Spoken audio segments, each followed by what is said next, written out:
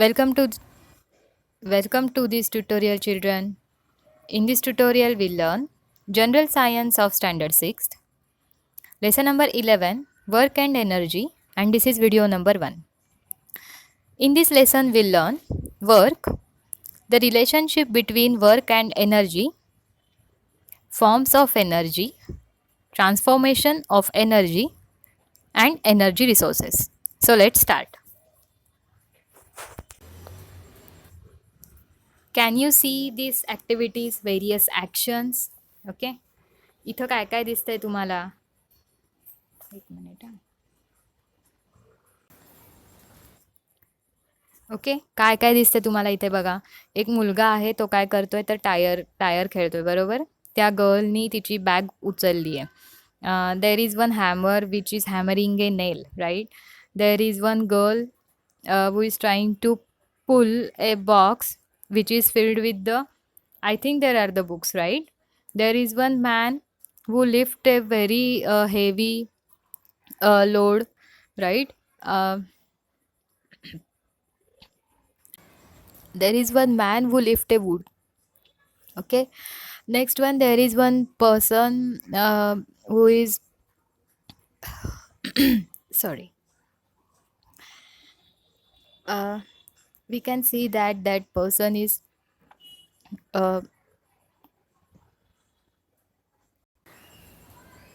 we can see that there is one arrow and that person holds that arrow in a bow, and after that once he stretch it, and after that once he loosen that bow, he that the arrow will go in a straight direction, right. With very force we need, for that very force we need to apply on that bow, right.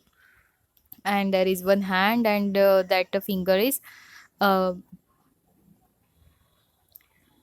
give that finger is pressing a sponge, right. See, there are the different actions we can see here. In the above picture we see that the position of some of the objects has changed, that is these objects are displaced.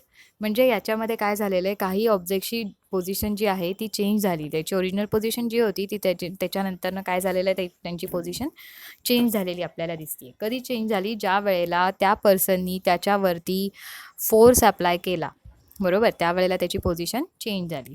Wien an object is displaced by applying a force on it, work is set to be done. ज्या वेळेला आपण एखाद्या ऑब्जेक्टवरती force apply करतो आणि जर तो original पोझिशनपासून त्याची position change करतो, हां, बघा मी काय म्हणते, आपण फोर्स नुसता अप्लाय केला पण त्याची प्लेस चेंज झाली नाही तर त्याला वर्क डन म्हणत नाहीत. ज्या वेळेला आपण एखाद्या ऑब्जेक्टवरती फोर्स अप्लाय करतो त्यावेळेला आणि त्यावेळेला त्याची जर पोझिशन चेंज झाली तर त्याला काय म्हणतात, वर्क डन. ओके, बघा आता वर्क आपण न्यू पॉईंट स्टार्ट करायचं. आपल्याला काय करायला सांगितलं, tie a string to an empty box as shown in the picture. Pull the box through a distance of 10 metre along a straight line. Now fill the same box with 20 book. Pull the box again through a distance of 10 meters in a straight line. What was your experience this time? Now pull this loaded box through a straight distance of 20 meters. When did you feel that more work was done? सर्वात सुरुवातीला काय करायचं, आपल्याला empty बॉक्सला एक thread tie करायची आणि ते पुल करायचं आहे. आफ्टर दॅट आपल्याला 10 मीटर लॉंग अशी स्ट्रेट लाईन आपण ड्रॉ केली, बरोबर. त्याच्यानंतर आपण त्याच्यामध्ये 20 बुक्स ठेवल्या आणि नंतर परत आपल्याला 10 मीटर आपण ती लाईन ड्रॉ केलेली होती, त्याला आपण तेवढं पुल केलं आणि त्याच्यानंतर आपण 20 मीटर इतकं पुल केलं. तर तुम्हाला त्याच्यामध्ये वर्क डन किंवा मोर वर्क डन असं झालेलं कधी जाणवतं? हा एक्सपिरियन्स सगळ्यांनी आपल्या आपल्या घरी करून बघितला घ्यायचा आहे. ओके, एक्सपेरिमेंट घरी करून बघा आणि हा एक्सपिरियन्स तुम्हाला घ्यायचा आहे. More work is done for the same displacement when more force is applied to the work. बघा, आपण जास्त काम करतो, तेवढीच जागा आहे, बरोबर, जागा तेवढीच आहे, पण आपण जास्त काम करतो ज्या वेळेला आपण जास्त फोर्स अप्लाय करतो. If the same force is applied for more displacement, more work is done by the force. बघा, ज्या वेळेला आपण सेम फोर्स अप्लाय करतो पण डिस्प्लेसमेंट जास्त असते. मोर डिस्प्लेसमेंट मोर वर्क, त्यावेळेला वर्क पण जास्त होणार. बरोबर. आता आपण नेक्स्ट पॉईंट बघ. आपल्याला अजून एक इथे हे आहे. Let's try this. Take a pulley, fix it at a height, draw a string over the pulley, tie a load of 2 kilograms at one end, hold the other end of the string and pull it downwards to lift the load. First up to a height of 1 meter and then up to a height of 4 meters. When is more work done? बघा, आपल्याला एक इथं काय करायचं आहे, एक pulley घ्यायचं आहे. चिल्ड्रन लक्ष द्या. ड्रॉ स्ट्रिंग ओव्हर अ पुली, त्याच्यावरून आपल्याला पुलीवरून एक स्ट्रिंग काढायची आहे. स्ट्रिंग म्हणजे एक दोरी त्या पुलीवरून पास करायची आहे. Tie a load of 2 kilogram at one end, एका त्याच्या ते जी थ्रेड आहे त्याच्या एका थ्रेडला आपल्याला 2 किलोग्राम एवढं वेट आपल्याला त्याला हँग करायचं आहे. Hold the other end of the string and pull it downward, आणि दुसरं जे एंड आहे ते आपल्याला हातात पकडायचे आणि ते डाऊनवर्ड पोझिशनला आपल्याला खेचून घ्यायचे. Okay. First up to a height of 1 metre, पहिल्यांदा 1 मीटरपर्यंत आणि नंतर ना असंच आपल्याला ते इन्क्रीज करायचं आहे. Wien is more work done, त्याच्यानंतर त्यांनी काय सांगितलं आहे, 4 मीटरपर्यंत केलं तर मग तुम्हाला वर्क डन जास्त झालेलं कधी वाटेल किंवा वर्क डन झालेलं कधी वाटेल असं सांगायला सांगितलं आहे. Wien the applied force is the same, more work is done Wien there is greater displacement. Applied force हा सेम आहे, पण मोर वर्क डन कधी होईल, ज्या वेळेला जास्त डिस्प्लेसमेंट आहे. In other words, for measuring the work both the force and the displacement must be considered.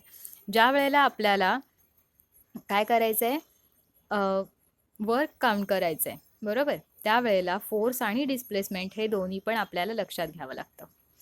आता बघूयात आपण नेक्स्ट आहे the relationship between work and energy. The boy in the picture has applied a force to the toy car. बरोबर. Work has been done because the force applied to the car has caused displacement. आता तो जो boy आहे तो toy car खेळतोय, आपण लहान असताना सगळ्यांनी खेळली आहे.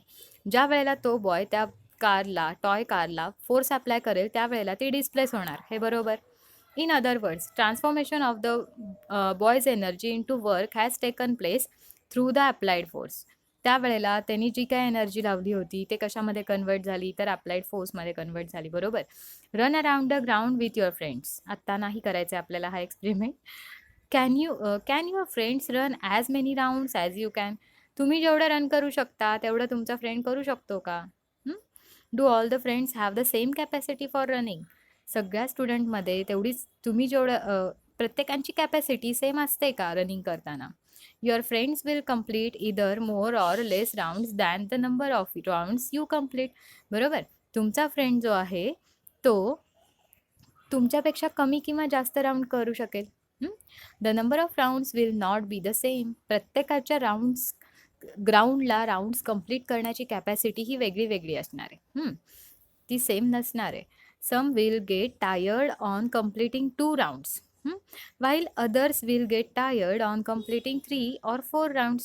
काही जण 2 राऊंड झालं की खूप थकून जातील. काही जणांमध्ये छान कॅपॅसिटी असेल तर ते लोक 3 किंवा 4 राऊंड कंप्लीट करू शकतात.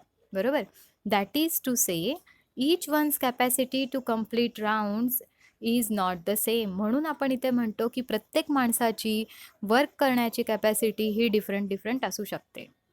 You can complete only as many rounds as you have the capacity. तुमच्यामध्ये जेवढी कॅपॅसिटी असते तेवढेच तुम्ही राऊंड्स कंप्लीट करू शकता. The capacity to do work is called energy. Very important line children. Mark this line in your book now only. Okay. सगळ्यांनी हे पाठ करायची आहे. What is mean by energy ही डेफिनेशन जर तुम्हाला कोणी विचारली तर तुम्हाला कधीही सांगता आली पाहिजे. The capacity to do work म्हणजे आपण एखादं काम करण्यासाठी ती जी काही कॅपॅसिटी आपल्या बॉडीमध्ये असते त्यालाच आपण काय म्हणतो, एनर्जी. आपण कितीतरी वेळा म्हणतो ना, आज माझी एनर्जी खूप डाऊन आहे, मी साधं मला उठायला पण नको वाटायला लागलं, मला पेनच हातात धरवत नाही आहे. बरोबर.